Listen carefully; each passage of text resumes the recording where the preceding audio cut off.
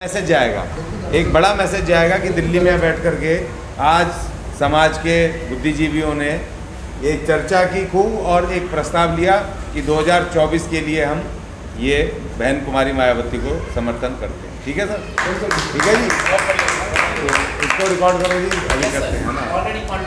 अच्छा, रिकॉर्डिंग में ठीक है ना। देखो जी, अभी आज यहाँ नई दिल्ली में मीटिंग हुई वाल्मीकि समाज और SC/ST समाज के कुछ मुख्य बुद्धिजीवियों की, और करीब 2 से 3 घंटे की विस्तृत चर्चा के बाद देश की सामाजिक और राजनीतिक परिस्थितियों पर ध्यान रखते हुए चर्चा हुई।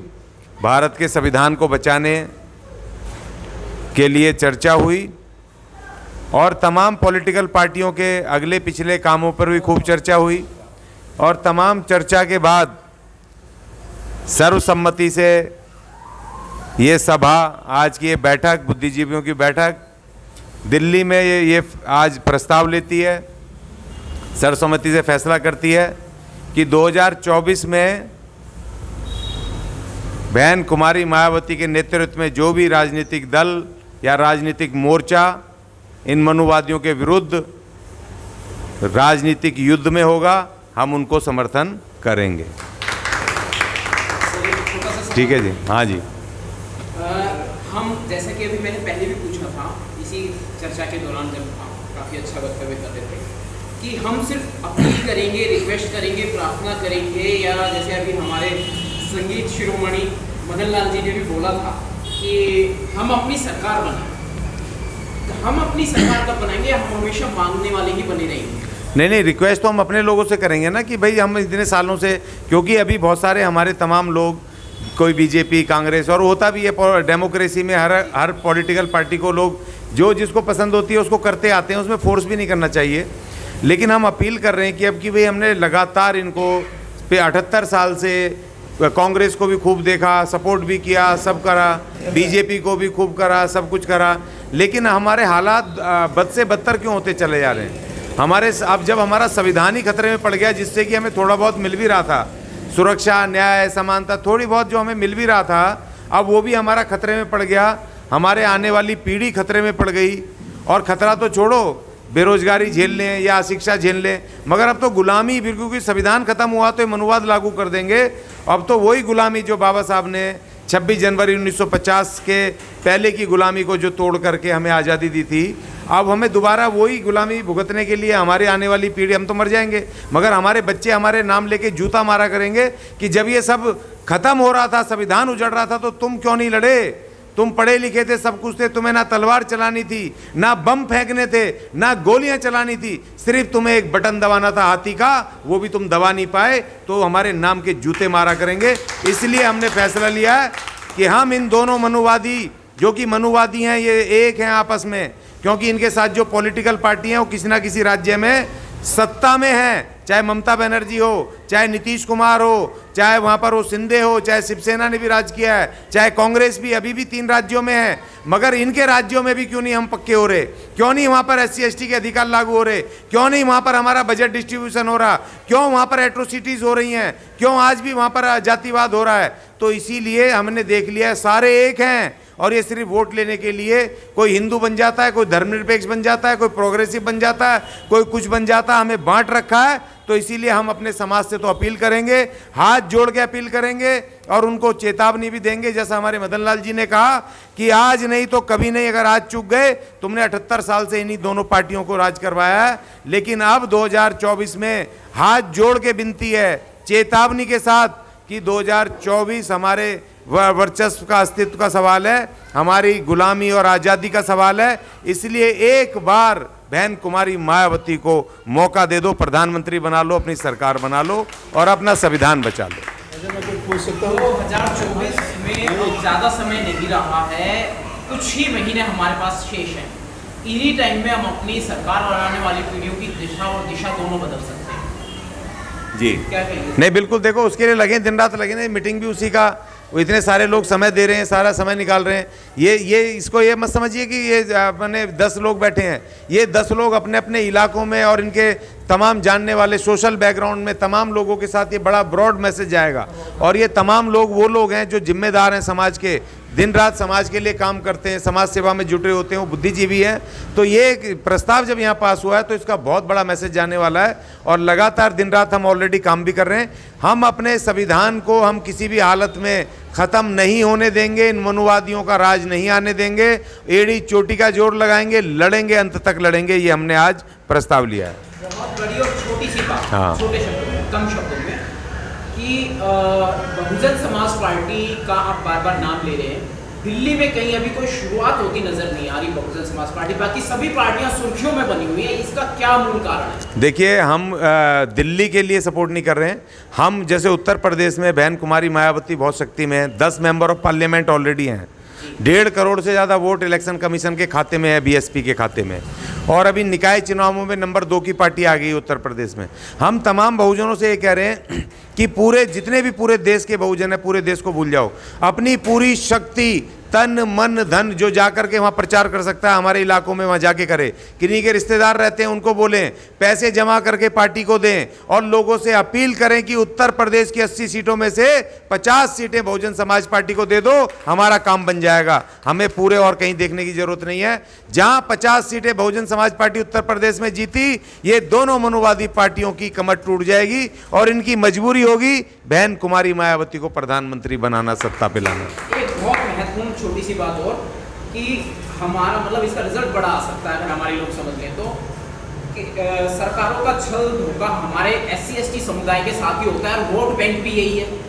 तो क्या हमारे लोगों को ये बात समझ में नहीं आती बार बार समझाने पर भी कि वो अपनी सरकार बनाने में असफल रहते हैं हर बार? वोट बैंक नहीं, देखो प्रचार नहीं होता ना। अभी जैसे हमारे मास्टर जी ने कहा कि पिछले 10 साल से ही हमने मनुवाद का नाम सुना है, क्योंकि जब से सोशल मीडिया आया तो तब से बहुत भारी प्रचार हुआ है और तब से लोग लगातार बोल रहे हैं, पर्सनल भी बोलते हैं। पहले मीडिया चंद टीवी चैनलों के हाथ में था, आज घर घर में मीडिया। आज मेरे पास भी मीडिया, मैं अपने मोबाइल फ़ोन से मैं अगर लाइव करूँ, फेसबुक पे लाइव कर दूँ तो दुनिया 5000 लोगों तक जाता है और कहीं की कहीं बात पहुंच जाती है। मैं एक मैसेज डालूं ट्विटर पे या मैं अपना यूट्यूब चैनल बना करके अपने रोज रात को विचार शेयर करूं, लाखों लोगों तक जाता है। तो आज हमारे पास एक मजबूत मीडिया तंत्र जो सोशल मीडिया के रूप में, इसलिए एक बड़ी जागरूकता आई है और बहुत आसान है कि हम जन जन तक पहुंचेंगे और लोग हमारे खड़े होंगे।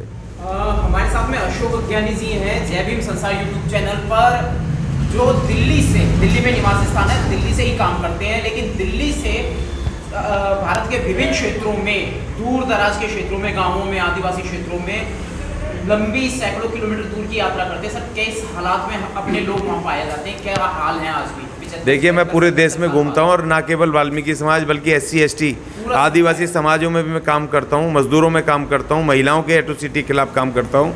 और जब मैं पूरे देश में घूमता हूँ तो बद से बदतर हालात हैं। पालघर जैसे इलाके में जो मुंबई से जुड़ा हुआ इलाका है, वहाँ पर तो ज़मीनें छीनी जा रही हैं, उनकी सरकार छीन रही है, उनके मुआवजे नहीं देती, जबकि वहाँ पर शेड्यूल एरिया है।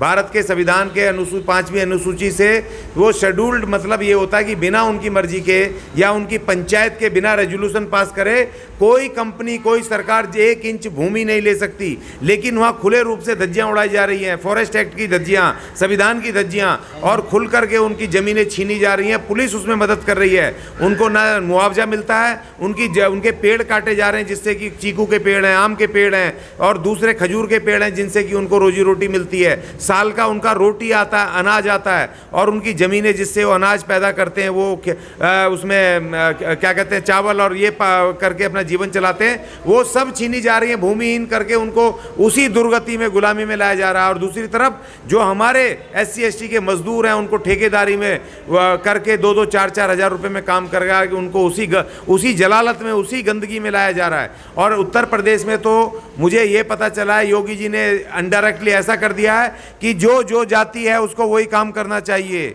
उन्होंने इनडायरेक्टली उसी व्यवस्था को ला रहे हैं। और ये मुझे कल ही वहाँ से इन्फॉर्मेशन मिली कि जो कुम्हार है वो कुम्हार का ही काम करे, धोबी है धोबी का ही काम करे, और जो सफाई कर्मचारी थे सफाई का ही काम करें। मतलब उन्होंने ये किया, और ये बीच में आया भी था, उन्होंने कहा था कि जो जाति जो काम करती थी वही काम करे।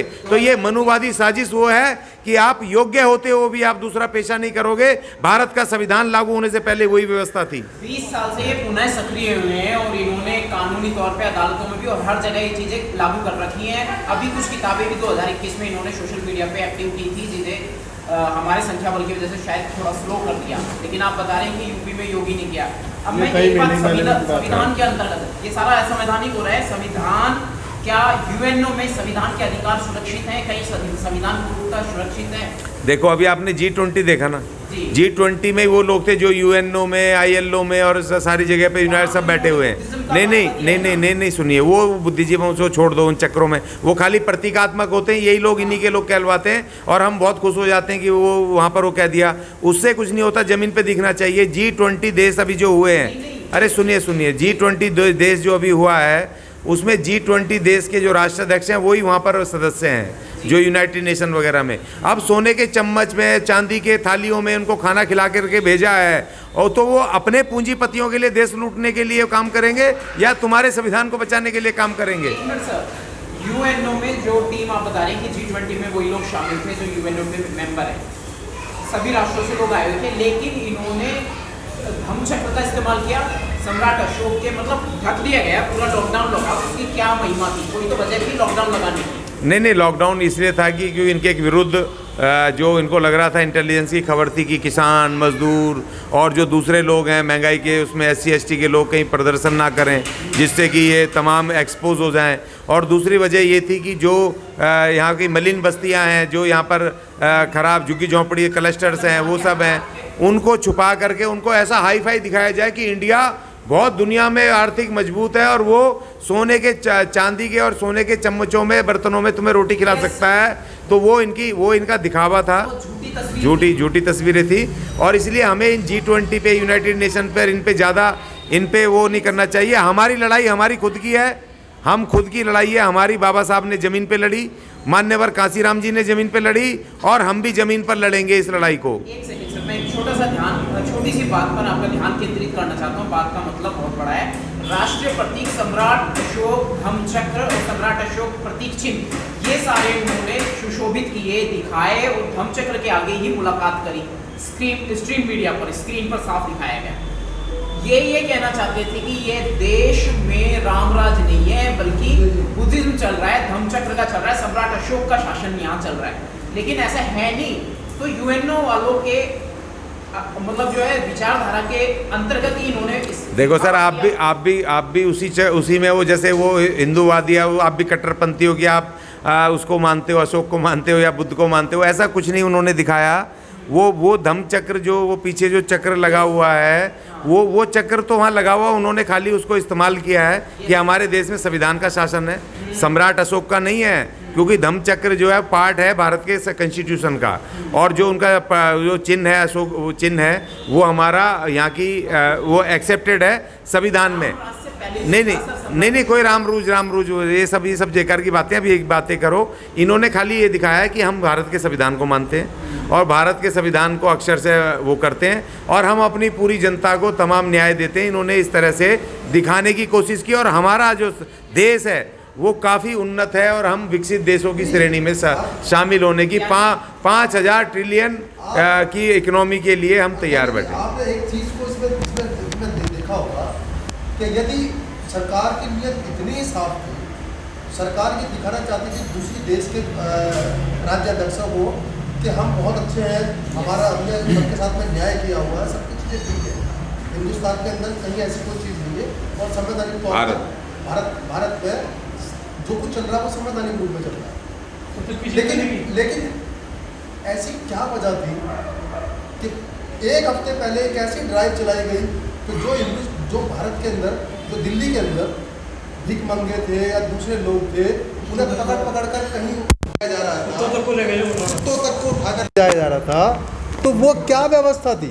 वो मतलब वो तो दिखाना था ना इनको कि भाई हमारे यहाँ देखो, ना तो कोई भिखारी है, ना गरीबी है, ना कोई कुत्ते हम पशुओं को देखिए, पशुओं के लिए भी वहाँ पर लॉ है पूरी दुनिया में, ठीक है ना। तो एनिमलों का लॉ है, और ये उनको आवारा नहीं दिखा सकते कि कोई वो भूखे कुत्ते, सूखे सुखड़े कुत्ते या बीमार कुत्ते, तो वो उस पर भी सवाल उठाते हैं। आप देखिए जो फॉरेनर हैं, विकसित देशों के जो राष्ट्राध्यक्ष हैं या उनके जो साथ टीम आती हैं, वो ये चीज़ नोट करते हैं और इनको डंडा दे देते हैं कि एनिमलों के लिए सुरक्षा के लिए विशेष दुनिया में कानून है और यहाँ पर ऐसे भूखे क्यों हैं। और इनको दूसरी बात, इनको पैसा मिलता है इन सब चीज़ों के लिए, ये खा जाते हैं ये सब इन चीज़ों को, जानवरों के लिए, गरीबों के लिए, इन सब के लिए इनको पैसा मिलता है। तो उस महा चोरी को, महा ठगी को, महा बेईमानी को, महा भ्रष्टाचार को छुपाने के लिए उनको ये पर्देदारी करनी पड़ी। और देखिए दुनिया बेवकूफ़ नहीं है, उसके अगले दिन ही वहाँ जा कर के वियतनाम में वहाँ के राष्ट्रपति ने उन्होंने कह दिया भाई अल्पसंख्यकों के विरुद्ध ये है। लेकिन हम अल्पसंख्यक को देखो, मज़े की बात आप ये समझ लो, अभी जो मदन लाल जी ने एक बात बोली, एकता, अल्पसंख्यक मतलब ये जो खासतौर पे मुस्लिम अल्पसंख्यक है पूरी दुनिया में इतने मजबूत हैं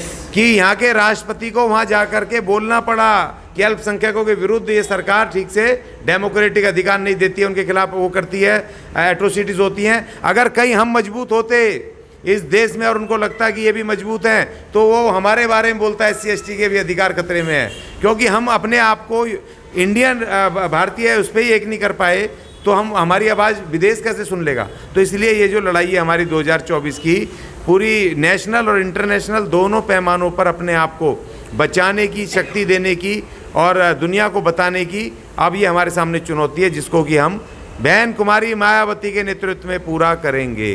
धन्यवाद।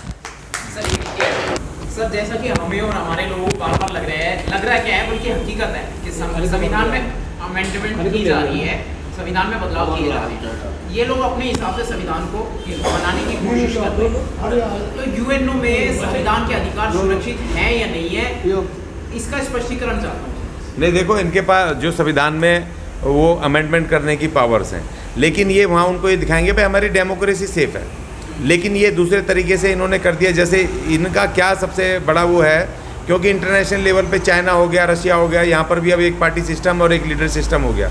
इन्होंने पहले नारा दिया, क्या नारा दिया इन्होंने, 1 नेशन 1 लेजिस्लेशन, फिर इन्होंने नारा दिया 1 नेशन 1 इलेक्शन। अब ये नारा दे देंगे कुछ दिन बाद कि 1 नेशन 1 पार्टी और 1 लीडर, ये उसको नारा दे सकते हैं। सुनिए कि भाई जब तक एक ही पार्टी सिस्टम होगा, तो ये क्या है कि जो अमेंडमेंट करना अपनी पंचायत में, अपने पार्लियामेंट में, वो उनका अधिकार है, उसको कोई भी दुनिया की कोई ताकत चुनौती नहीं दे सकती। और इन्होंने चालबाजी की है, डायरेक्ट कुछ नहीं तोड़ रहे हैं, ये कोई भी कानून बना रहे हैं वो संसद के हिसाब से कर रहे हैं उस काम को। अगर ये भारत के संविधान को कैसे ख़त्म करेंगे, ये ख़त्म करेंगे ऐसे कि आपका वोट का अधिकार छीन लेंगे, जैसे इन्होंने चला दिया। आपको पता है कि इन्होंने उसमें बहुत सारे वो बनाए थे, इन्होंने फाइल्स बनाई थी वहाँ पर कि जिनको दबाने से उसमें वो आ रहे थे, पुराने इनके कल्चरल इन्होंने रखे हुए थे, उन्होंने बटन बना रखे थे वहाँ पर वो एग्जीबिशन हॉल में।